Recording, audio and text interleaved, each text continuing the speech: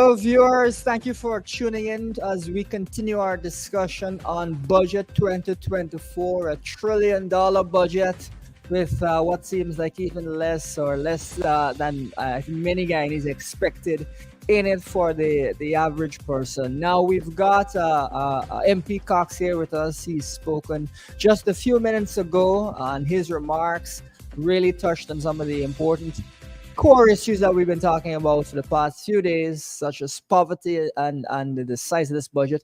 MP Cox, you made some really, I think, interesting remarks. We're looking at a country where we've got the 10th highest GDP per capita in the world, adjusting for prices. Put simply, the country is very wealthy, and we're still dealing with poverty. It's also been indicated that I believe there was a World Bank study that indicated that in Amerindian communities, poverty is most acute. You have the highest rates of poverty, and that is something which I think is really concerning for a lot of Guyanese. Tell us a bit about your frustration with this budget not focusing on poverty.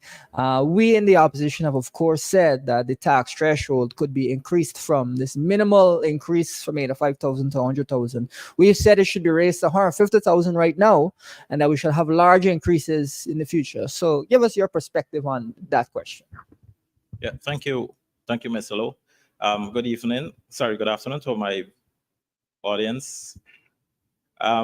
So as I was stepping out of the chambers just now, Mr. Williams from Region 7, he started speaking, and his very first comment was that it is an offense to say that indigenous people are in poverty. As offensive as he make it sounds, or it may sound to him or to the PV government, I want to say that we are in poverty. We are in poverty. Whether they like it or not, that's the reality. I may think it offensive as well. I may say, well, I would like us not to be in poverty, but the reality on the ground is we are. You traverse all the indigenous communities across Guyana, you will judge by simply looking at the way of life of the indigenous people. So that was part of my focus in my presentation on Budget 2024. And like you rightly said, the APNU AFC would have created several measures, now in opposition and as well if we were in government, which we hope to be soon. Measures such as, like you rightly said, increase the threshold to 150, and that should be increased periodically every year as we go along, not by minimal percentage. Because why? Because the budget for this year is largely subsidized by oil revenues, right? And so if you're gonna accumulate all of that, well, then there are more open entries, there are open doors to ensure that you cushion poverty in all sectors of society. That's one. The one that every guy needs to look out for is increase in salaries. Simply increase in salaries.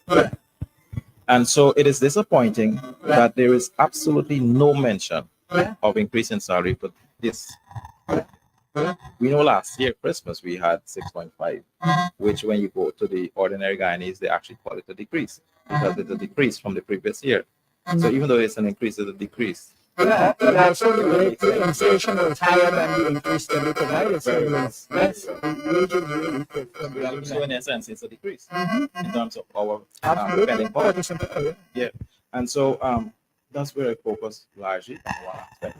Yeah, absolutely. I think that is really a profound area to focus on. We've also, in the opposition, talked about topping up the salaries, adding some money on top of the salaries of those who are not making as much as we believe they should. We talk about a livable income. Everyone should be reaching a certain level of income such that they're living comfortably in Guyana, given the increase in the nation's wealth and the size of these budgets. One of the things as well that the Minister for Finance mentioned that some will have caught on to is that there's more tax being collected this year, $40 billion more. So when you say that you should see increases in the tax threshold, Really, I think that is a point that makes a lot of sense. One of the things we also want to touch on is the question of indigenous rights. I know you made some remarks about what's going on at Chinese landing. I don't know if you want to elaborate on those, which is part of a broader government trend not to respect the rights of people, of indigenous people of Guyana. Yeah, certainly. So there is this long issue with the residents of Chinese landing. Everyone is aware. There are several reports in the media. I know or my colleague, Mr. Williams, touched on them several times on his programs, and even while he was interviewed by other persons. So I, I attempted to paint the picture that the government does not respect indigenous rights as they claim. The government failed to ensure that we, who are very much marginalized, we are very much the minority group. And of course, if a government stands against a minority marginalized group, then that's absolute crisis. These people may not have the financial resources, they may not have the legal aid, so to speak, to ensure that we take the matters as far as possible. But what I want to say though is that I'm very proud of the residents of Chinese landing, ensuring that their rights be heard. Um, when it comes to indigenous rights, it's clear. It's clear in the Amranian Act. It's clear in the Amranian People's Association document that been circulated. We are disappointed in Region 1 that even as we speak on this issue, government is attempting to withdraw um, the precautionary measures.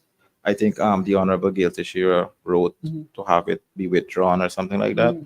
And so I'm saying that in itself is blatant disregard, disrespect to the indigenous people of Chinese landing. And mind you, this is not happening only in Chinese landing. It's happening in other indigenous communities on a maybe minimal level, but it's happening.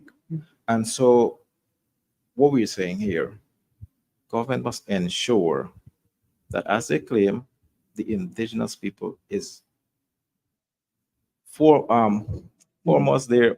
I can't recall the word that was used by one of the members, but it means that the indigenous people is theirs.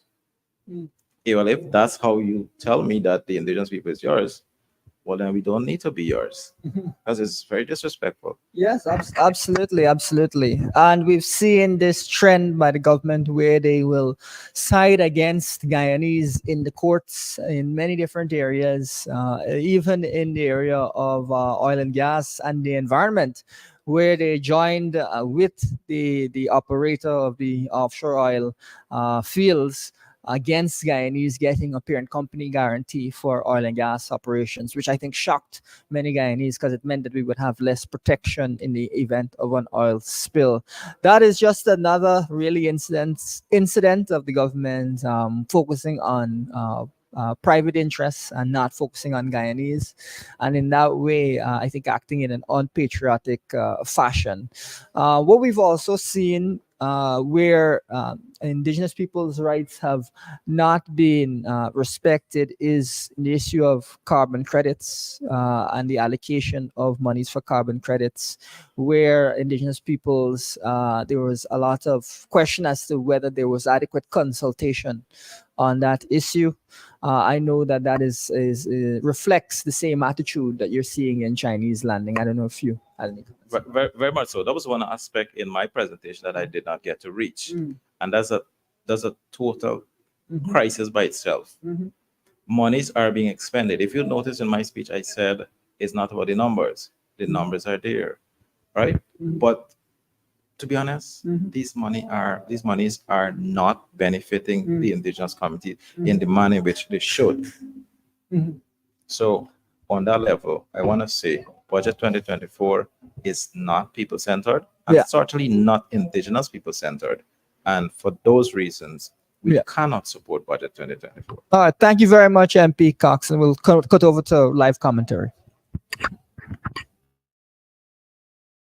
teachers, and disciplined servicemen and women. While the colossal $1.146 trillion budget is my primary concern today, the lack of balance in allocations, particularly towards human capital development and support for vulnerable taxpayers, leads to my inevitable non-support. As I acknowledge the importance of infrastructure, my constructive criticism emphasizes the crucial need for emphasis on human capital development for sustainable growth and development.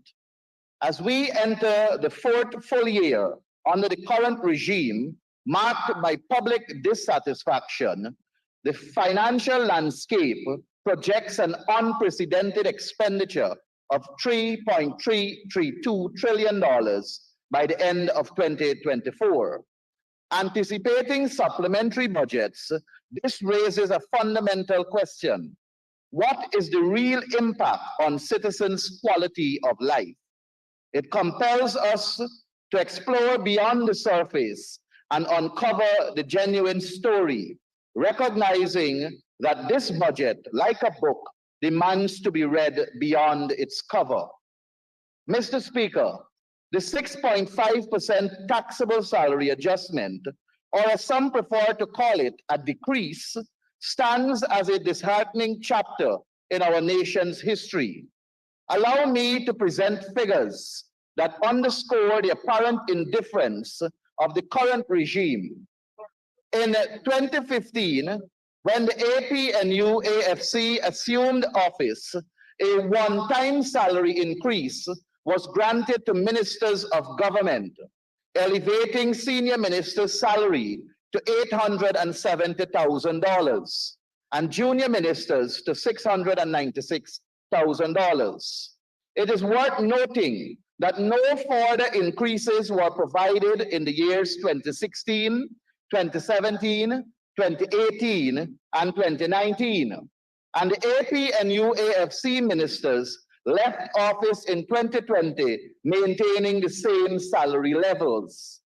During this period, the PPPC criticized the salary as fat-capped salaries, pledging not to accept such increases and advocating for a 50% increase for public servants. Fast forward to today, and we witness senior ministers of the PPPC receiving a salary of $1,070,000 and junior ministers receiving a salary of $856,000. Since 2021, the PPPC has augmented what was previously dubbed a fat-capped salary with an additional $200,000, making it an overweight or an obese capped salary. This raises a simple question to our hard-working, tax-paying citizens. How many of you received the $200,000 salary increase from 2021 to now? While our dedicated public servants, disciplined servicemen and women, teachers, doctors and nurses, the pillars of our nation, contend with the rising cost of living, government ministers sit comfortably in their offices receiving an obese capped salary. Additionally, allowances totaling $800,000, bringing the total monthly remuneration of ministers to an astounding $1.87 million. And the very people who are receiving this obese capped salary vehemently criticized the APNU AFC ministers who are receiving a fraction of that figure. Yet we are expected to be grateful for the 6.5% increase, which was taxed and claims that the public purse cannot afford more. Mr. Speaker, let's reflect on our nation's budget history, particularly its impact on hardworking citizens and the minimum wage. In 2015, the APNU AFC government, with a $221 billion budget, raised the minimum wage by $10,460, showing commitment to people's welfare. Subsequent years saw commendable increases, with the minimum wage reaching $70,000 in 2019 under our 5 budgets, bringing minimum wage to a $30,000 increase in 5 budgets of the APNU AFC. However, the current landscape, marked by the 5th budget under the PPPC regime, only delivered a meager $15,000 increase in minimum wage, despite an $826 billion budget last year. With a budget of $1.146 trillion this year, there is no minimum wage increase. This stark contrast raises concerns about the government's commitment to improving the livelihood of the working class, considering the significant strides made in the previous administration. Let history bear witness to the fact that it was the APNU AFC government that brought tangible joy to the faces of public servants through retroactive and tax-free salary increases. To our resilient public servants, disciplined servicemen and women, teachers, doctors, and nurses, I earnestly appeal to you, stand steadfast with us, for our return is on the horizon, a return that pledges to rekindle the genuine smiles that were once a hallmark of your dedicated service. In the records of our nation's financial history, a glaring anomaly leaps forth from this budget: an unprecedented $541 million earmarked for refreshments and meals, a sum that has never cast its towering shadow over our fiscal landscape before. Behold, Mr. Speaker, a grand feast laid out for the powers that be in the impending year of 2024. So, Mr. Speaker, what we have is a group of people eating lavishly with absolutely no expenses, fully protected by the state, receiving an obese cap salary, and uses their office to make their friends, families, and favorites as rich as they are. Meanwhile, the toiling masses of ordinary, hardworking Guyanese find themselves shackled by the weight of a punishing reality, striving tirelessly to make both ends meet. A sad Guyana indeed, sir. Mr. Speaker, this regime claimed that they spent $500 million in last year's budget on the Men on Mission scam, $255 million on humanitarian activities, $1.7 billion on the SLED program, and $300 million on small business development. This year, they have budgeted another $500 million for the Men on Mission scam, an additional $255 million on humanitarian activities, $5 billion on the SLED program, and $450 million for small business development, with over $7 billion allocated for cost of living reliefs. While these figures may sound promising, they create an illusion of inclusion. I challenge this regime to provide the public with a list of beneficiaries for the $500 million Men on Mission scam. Show us how it was spent, and you will see that it did not benefit the poor and vulnerable. Prove me wrong that it was not pocketed by the already wealthy. Show us the recipients of the $255 million allocated for humanitarian activities. Provide a breakdown of the $1.7 billion SLED funds and disclose the beneficiaries of the $300 million small business development. This government has failed to produce proper documentation and verification of the spending of these significant sums of money indicating that these funds were directed towards the regime, their cronies, families, and lackeys, essentially constituting slush fund monies. Mr. Speaker, had they genuinely conducted a study and honestly assisted the deserving poor and vulnerable, we would not witness widespread cries across this country about the cost of living. And from Region 1 to Region 10, people are crying out. The only individuals praising this budget are the wealthy, who don't worry about daily expenses or caring for the poor people, children. Those residing in fancy mansions with a luxury of security and lights while they sleep are the ones benefiting. This budget, in essence, serves to make the rich richer and the poor poorer. Shifting the focus to the Ministry of Local Government and Regional Development, a bastion that spans the entirety of Guyana, warrants critical examination. Notably, I must acknowledge the removal of a person I deemed not only notorious, but diabolical, as I advocated for the resignation of that notorious individual earlier last year. Today, we stand in the aftermath of that demand being met, an achievement heralded by many, particularly our young indigenous boys and girls. However, the pressing question that looms is, who do we have now?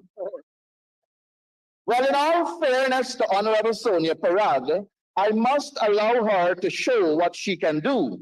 But we do note that she was no good at the Ministry of Public Service. And in all her speeches in this House, none qualifies for a passing grade. So we are not optimistic of seeing a better ministry under her leadership, and time will confirm just that. In substantiating my earlier claim that the ministry has fallen short, I present before you, Mr. Speaker, and the viewing public a litany of failures under the stewardship of Honorable Anand Prasad. Let the facts speak for themselves. In the hallowed chambers of this honorable House, promises were made in January 2023 under the banner of policy development and administration. A commitment was made to train 50 staff members in specific areas. Yet, as the curtains fell on 2023, a mere 38 staff members had undergone the promised training. The local government sector strategy, touted as a cornerstone of progress, was to be completed, yet it languished in a state of unfinished business.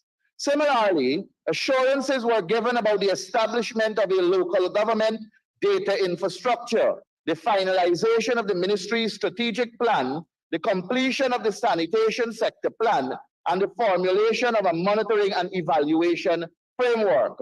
Mr. Speaker, let it be known that not a single target within these programs was met, despite the resounding failure to deliver on these crucial commitments. The audacious claim emerges that 100% of the 2023 budgetary sum was spent, a paradox of inefficiency and disregard for the expectations of the Guyanese people.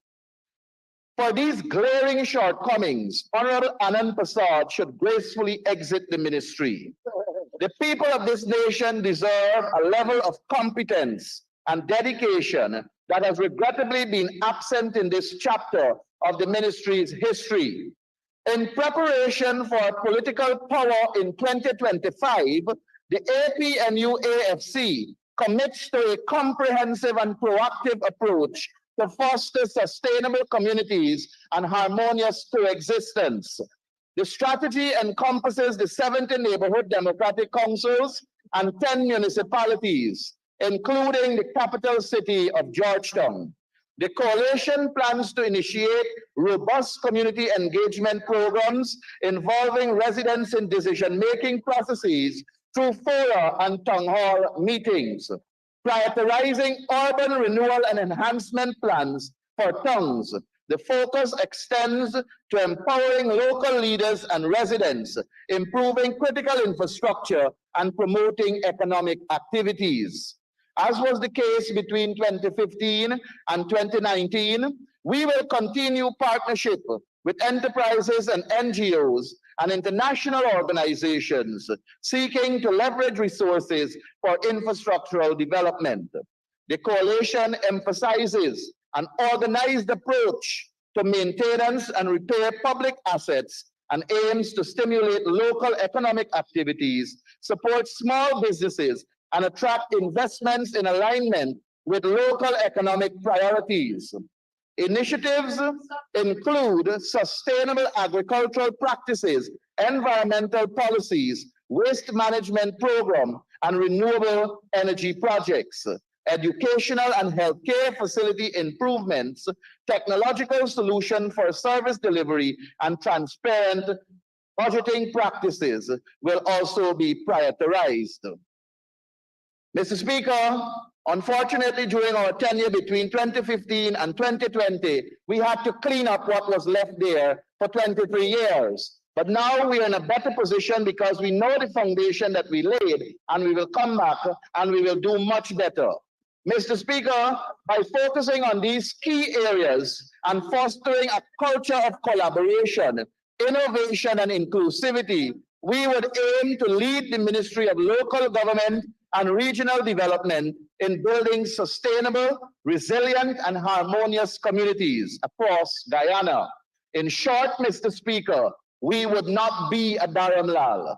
We would not be a Parag. We would not be a Passad. We will simply be champions. Mr. Speaker, the Local Government Commission is currently, in its current construct and composition, is a national embarrassment to our country. And without a doubt, the Local Government Commission Act of 2013 needs to be amended earliest. That commission that is currently heavily politicized is doing no good.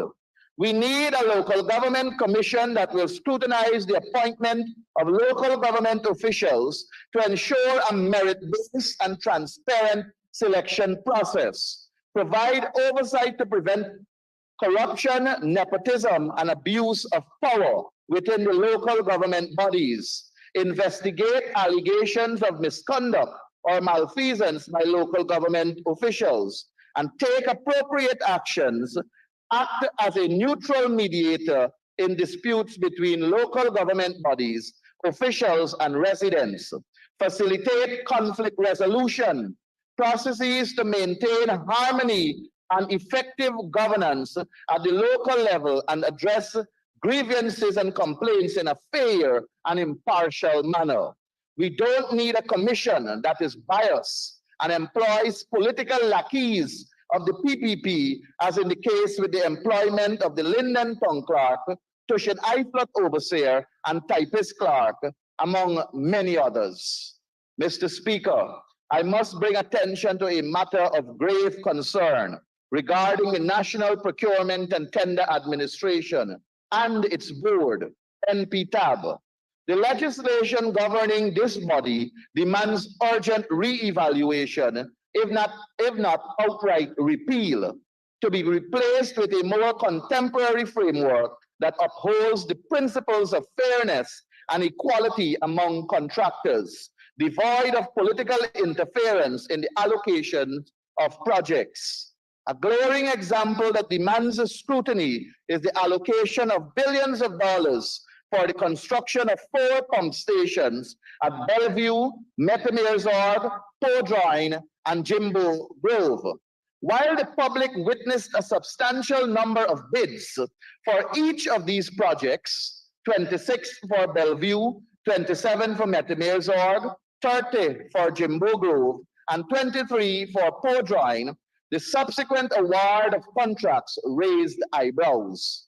In a puzzling turn of events, when inquiries were made regarding the decision-making process, it became apparent that the lowest, most responsive bidders were not granted the contracts.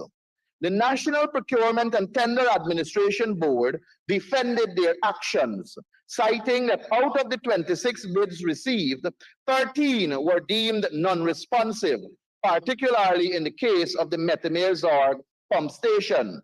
However, the situation became even more alarming when examining the Jimbo Grove and Bellevue pump stations. Astonishingly, the NP-TAB acknowledged that the second lowest responsive bidder and the third lowest priced responsive bidder were awarded the contracts from the same 26 bids received for the Metamere-Zorg pump station. This admission wordlessly confirms that the lowest responsive bidder for the Jimbo Grove and Bellevue pump station were disregarded. The lowest most responsive bidders were disregarded. This re-evaluation raises serious questions about the transparency, fairness, and integrity of the procurement process overseen by NP-TAB. It is imperative for the government to recognize the evident flaws in this body, characterized by potential mismanagement and a departure from the principles of meritocracy. Many contractors complain bitterly to us about almost on a daily basis. And yes, there is a measure in the Procurement Act to address contractors' complaints, but that is basically putting those fat cats over there to watch milk. Mr. Speaker, let us not fool ourselves. In the interest of good governance and the well-being of our nation, it is paramount that we collectively address these concerns and work towards the establishment of a revamped, accountable, and impartial procurement system. The current trajectory, with its potential for further deterioration, warrants immediate attention and decisive action to restore public trust in the procurement and tendering processes of our beloved country. As I stand at this microphone, I cannot let the unfolding drama surrounding the Public Accounts Committee escape unaddressed. The Honorable Bishop and Teixeira, in their attempts to justify their conspicuous absence from PAC proceedings, frequently assert that the opposition's desire to expedite examinations is the root cause of the issue. They argue that the 2019 fiscal year remains untouched by the National Assembly's scrutiny, conveniently pointing out that the current PAC has convened more frequently than its counterparts in the 10th and 11th Parliament, spanning from 2011 to 2020. Allow me, Mr. Speaker, to reiterate a truth that has been spoken before and will continue to be spoken. The PAC of the 12th Parliament explicitly agreed in one of our meetings that Mondays would be our statutory meeting day. This decision was not arbitrary. It harks back to the tradition of previous PACs that convened on that particular day. Notably, the PAC of the 11th Parliament was chaired by His Excellency the President when he held the position as a Member of Parliament. Back then, the quorum requirement, as it remained until April 2022, was any 3 members. The infrequent meetings of that PAC contributed significantly to the quagmire we find ourselves in today. From 2015 to 2020, the PAC only managed to complete one Auditor General's report, the 2015 report.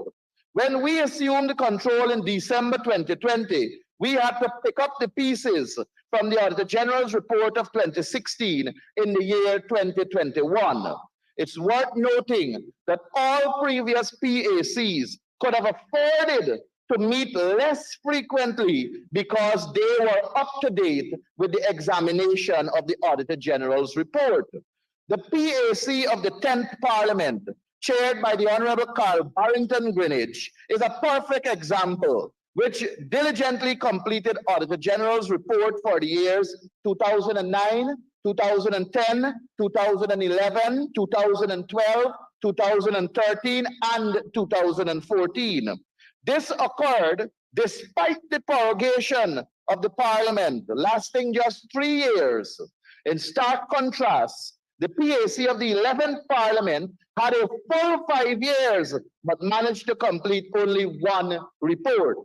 Now, in its 4th year, this PAC has seen changes in quorum requirements, completed just one report, the 2016 report, and grapples with difficulty convening due to the reluctance of 2 government ministers to have the 2020, 2021, and 2022 Auditor General's report scrutinized. Roughly 30 meetings had to be cancelled. I remember, you've had 3 infractions so far. The last one is an imputation on the 2 ministers, right? You can impute. So the other 2, I will say when you mentioned those fat cats over there, the standing orders are quite clear that you refer to members on the opposite side as honorable or comrade, right? And then there was an earlier one with respect to the use of term. So let's continue. You're going well so far. Thank you, sir. Roughly 30 meetings had to be cancelled due to this obstruction. Yet the PPPC expects us to believe they champion transparency and accountability. The solution is straightforward, Mr. Speaker. Either we revert to the previous quorum requirements, or the 2 ministers must yield their seats to others, less purportedly busy members from their side. They are experienced individuals like Honorable Jennifer Westford and Honorable Dr. Berry Ramsaran, and others who seem to do nothing more than occupy seats in this House. However, it appears that... You're imputing.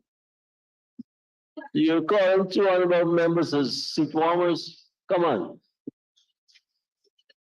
However, it appears that the Honorable Edgell and Gale, by title, believe themselves superior to their counterparts, but yet lack a fundamental understanding of their responsibilities at the PAC. It's time to navigate beyond these political theatrics and refocus on the core principles of accountability and diligence in the service to the Guyanese people. Mr. Speaker, I must address the harsh reality affecting Region 3, specifically focusing on the island of Wakenham, a stronghold of the People's Progressive Party Civic. Noting the time constraints understandably imposed on me, my colleague Honorable Beverly Allard will focus on other communities. During our time in government, Wakenham witnessed a significant development, including 100% asphaltic concrete roads, extensive sea defense projects, street lighting, a fully functioning hospital with 2 resident doctors. The agriculture sector thrived with fair equipment usage, and the police operated without political interference. Educational facilities were upgraded, and access to services became more efficient and equitable. However, the current state of Wakenham is alarming. The hospital lacks a resident doctor, leading to incidents where 4 individuals in the most recent past were declared dead by a nursing assistant, and the mortuary struggles to accommodate bodies. 2 dangerous PPPC brothers on the island exert control over the excavators, police operations, hospital management, and fund distribution, favoring only selected PPPC supporters. This unfair treatment and malpractice inflicts hardship on ordinary Wakenham residents. I urge the people to reflect on their choices as they hold the power to rectify this situation. If the status quo persists, the people must recognize their role in creating these issues. To bring about fairness and proper management, I implore them to make the change and vote for APNU AFC the next elections, shifting towards improved governance for Region 3 and the entire nation. The state of Lenora Cottage Hospital is a testament to the neglect under the PPPC's watch. Oddly, the head of this hospital sits comfortably in this house, but like a backbencher, reading from a script, she can only utter praises for the PPPC. God forbid she voices any criticism. She knows she'd be replaced in the blink of an eye. That's In the the PPP. blink of an eye, we need an extension. Thank you, Comrade Speaker. Comrade Speaker, I move that the honourable member be given 5 minutes to conclude his presentation. Thank you, Honorable Shepherd. Honorable member, you may continue. Thank you, sir. That's the PPPC modus operandi. Papa Jagabat's word is law, and any dissent will exile you to a corner to rot. It's time to expose the charade and demand accountability for the neglect and mismanagement in region number 3. Mr. Speaker, in a $1.146 trillion budget, there are alarming reductions in capital expenditure for education delivery across 8 regions. None of us wants a situation like the one we had in Madhya. But going forward, any regional challenges must be attributed to the education minister, who approved this budget with significant cuts in capital expenditure during a cabinet meeting. Similarly, for health services delivery in regions 4 and 7, there are reductions, reinforcing our stance that this regime lacks interest in human capital development. This budgetary approach raises concerns about the government's commitment to providing adequate resources for essential services, potentially impacting education and the health sectors in various regions.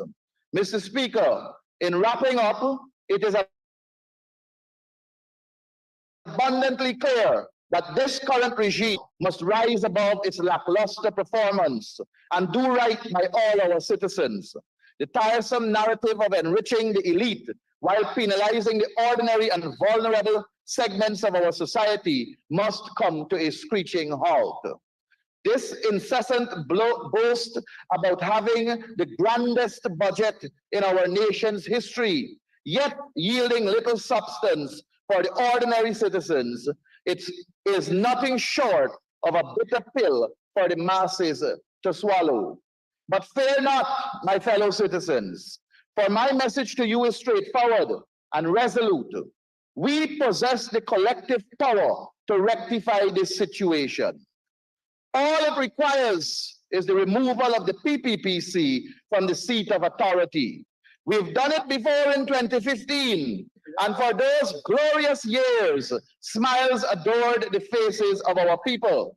During that time, we bestowed upon the business community the focus and recognition they rightly deserve, all while judiciously balancing decisions to uplift the working class and vulnerable among us.